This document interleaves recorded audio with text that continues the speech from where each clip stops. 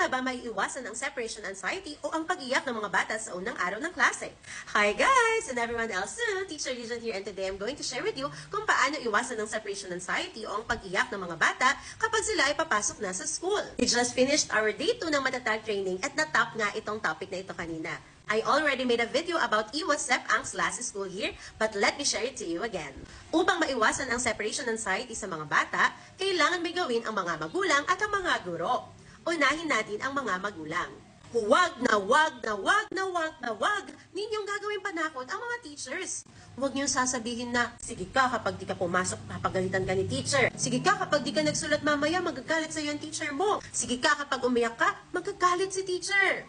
Because that creates fear and trauma sa mga bata kahit di pa nila nakikita ang kanilang teachers. The best way is gawin natin itong positibo. Anak, pag ginalingan mo mamaya at nag-behave ka, bibigyan ka ni teacher ng star. Anak, kapag hindi ka umiyak, tiyak matutuwa sa'yo ang iyong teacher. O hindi ba? Positive remarks like that will give a mindset to the learners na yung teachers ay mababait, magbibigay ng reward, and of course, a person to be trusted.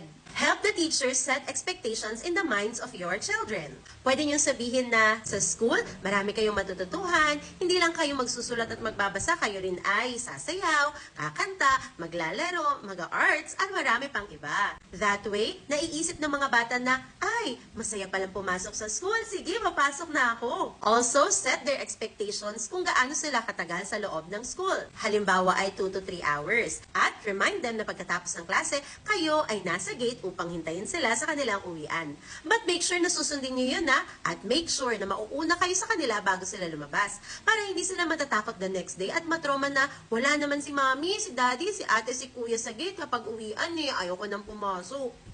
As early as the Brigada Eskwela Week, pwede nyo rin po silang ipasyal sa school at maaaring ipasyal sa classroom. Who knows, nandun ang kanilang magiging teacher at makikilala na nila.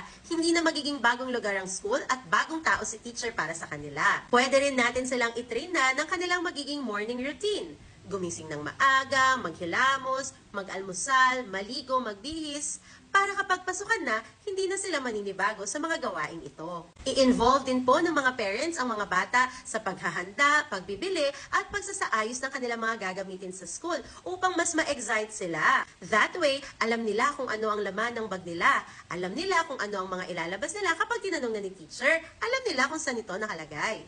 Pero huwag niyo pong kakalimutan na lagyan ng pangalan ng lahat ng mga gamit nila ha. Yes, as in lahat. Bawat krayola, pambura, mga tuwalya, at lahat ng bawat gamit po nila para hindi na rin mahirapan ng kanilang mga guro sa pagsauli nito sa kanila. Hindi lang mga magulang ang may dapat gawin upang hindi na umiyak ang mga bata sa first day of classes. Meron ding mga gawain ng mga guro, and I'll be sharing more of that sa aking next video. Bye! Till the next!